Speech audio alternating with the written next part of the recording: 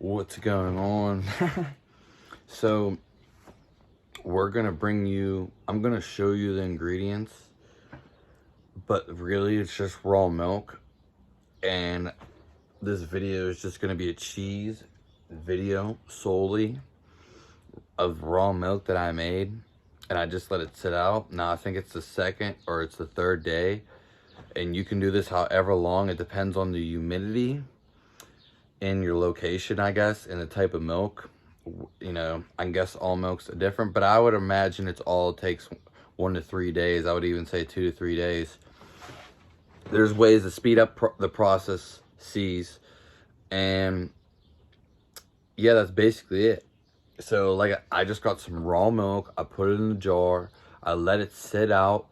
The only thing you need to know is that there has to be airflow. Supposedly, from what I get, if you leave the cap on raw milk and it gets warm, because basically what happens, the warmer it is, the faster the bacteria multiply.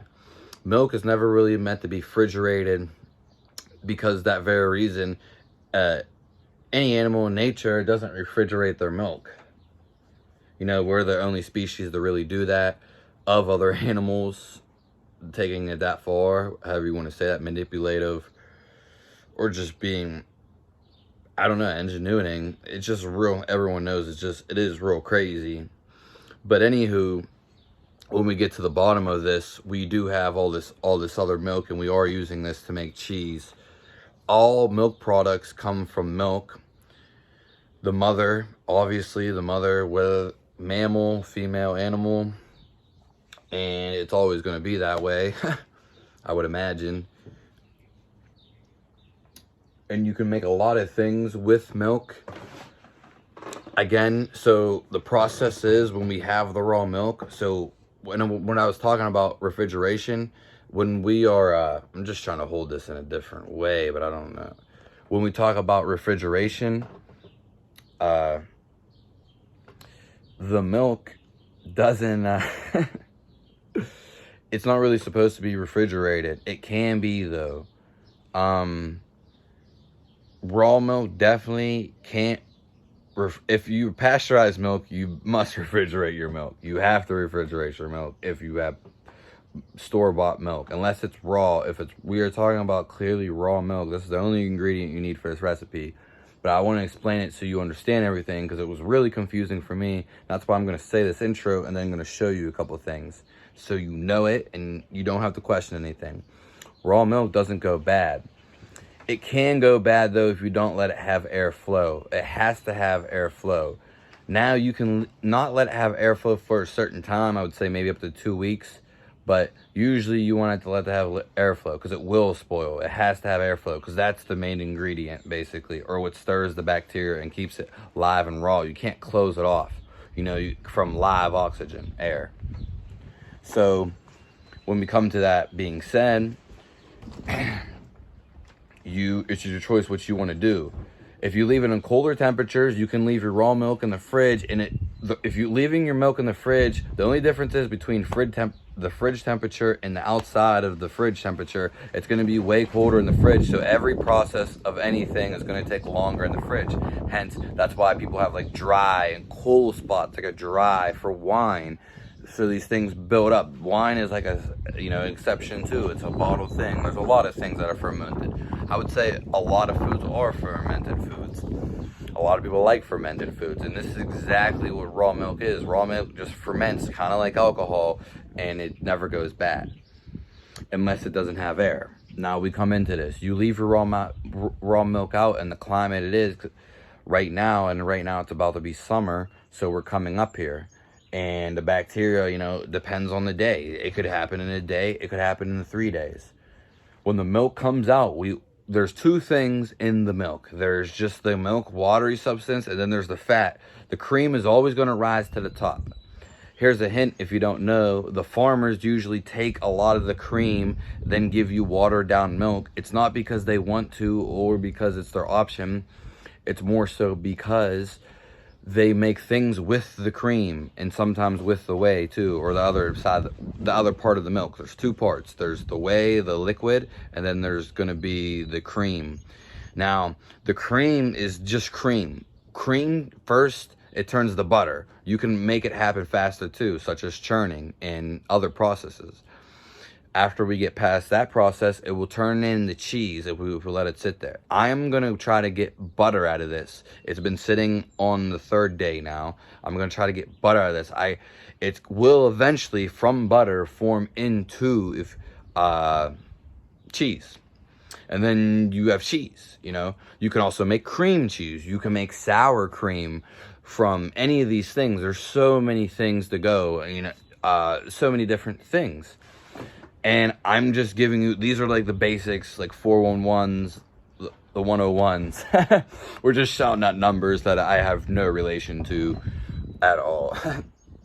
Anywho, so I'm going to bring the milk that's been sitting outside on my porch. It's been pretty good. It hasn't been really hot like the last days before I started this, but it's warm. It's actually been pretty cool. So it's been a good, you know, a lot of air. I use, as we will see coming up here, I'll just put it in the background. I have 2 of them. We have one right here, and this one right here. As you can see, there's just, we'll move over here a little bit. Okay, the cream will always go to the top. You'll see it'll be a darker spot. I got rubbed on the shoulder. And then there's gonna be another one. Now, you don't want to move this around if we got these right here. You see, I got the cheesecloth for the airflow. I did want to turn the camera around. I'm probably just going to do that, to be honest. It's just hard to look from the other, because the camera's, this is the front camera. So here we are, our milks. And as you can see, there's the thicker cream. It's kind of hard to see. There's not a lot of cream in these. The cream's right here. This is the cream right here. The reason being, one, I drank a lot of this. I drank some of this milk, and the cream goes to the top. So if you don't shake your milk, folks, your raw milk, if you don't shake your raw milk, you will end up taking all the cream before you kind of want to distribute the cream, unless you're going to make something with the cream or you're just going to drink the milk. The cream always floats to the top. It's heavier, it's fattier, it's going to go to the top. So you have to shake your raw milk all the time. Lesson though, if you are trying to make something, you don't want to shake it. You don't want to shake it if you're trying to make cheese or butter. Now, the butter is going to be real easy how to show you, because it's probably going to be the perfect consistency. It's going to be like just like butter, basically. So we'll take one more look at these. This one has a lot more. Like I said, I drank some of this one, and we have the airflow from the air. So we're going to take these off, see if we can get a look in there. And we'll just set this up.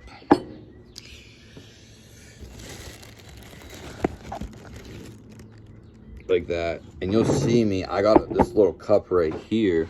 We're just gonna go in here. I have a lot of stuff on this table. I have some stuff drying, just washed, some other jars. We're just gonna throw it in this cup. I'll show you what it looks like after. And we're gonna try to scoop it from the top. You wanna get yourself a nice spoon for this, maybe a wooden spoon. And we're just gonna go in lightly. See, you want it to condense a little bit so you can grab it. It will eventually turn into cottage cheese. That's basically what it is. And then you would like dry it out. And now we're gonna move on to drier cheeses. I don't really know about wet cheeses because I think they all eventually dry. I find when you can use a cheesecloth or a pillowcase, you can have some ingenuity with this. You don't have to even use cheesecloth really if you do it right. Just find whatever works. But I found after the cheese hardens, you just wrap it in some paper towel. You could even maybe a nice towel, and because you want the cheese to eventually get hard, and it's going to get harder and harder. And you know, if you make it a little damp, maybe it will stay a little fresher. So again, we're just picking out the cream.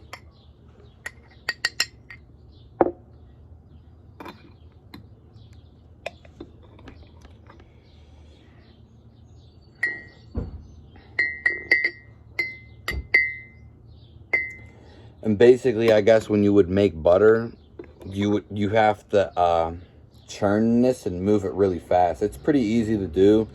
Now, I don't churn butter, so you have to search another video for that.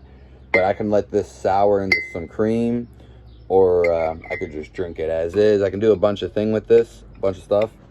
I'm going to use this. I'm probably just going to end up drinking this. I don't really like sour milk, but maybe I'll throw it in with something. See, it's just getting kind of watery. There's not much there, but we got what we wanted. A lot of people don't like the whey at all. It's not really a big deal of it. See, we didn't really get the cheese. We more so just getting the cream from the top, basically. But it is cheese too.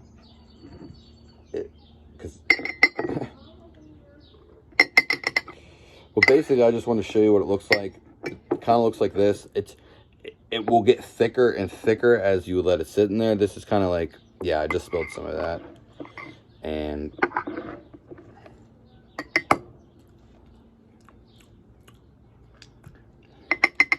it already tastes like cottage cheese, though. It definitely tastes like cottage cheese.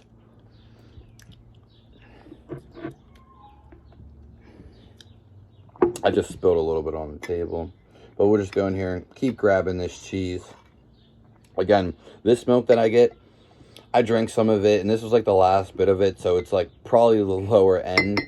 So there's not going to be too much fat at the end of this. It was like the last half gallon of a gallon. I actually want to even go get more. But, yeah.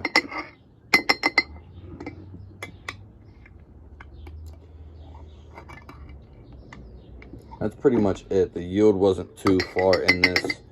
Something's better than nothing, though. And I can still do something, you know, with the remainder of the milk. It's all right, though. But that's all for the video. Just show you how it goes down. And if this works out, you know, if it ends up staying around, I'll show you what it looks like as it ages. And I plan on doing experiments, you know, weekly footage of how the cheese ages. Thank you.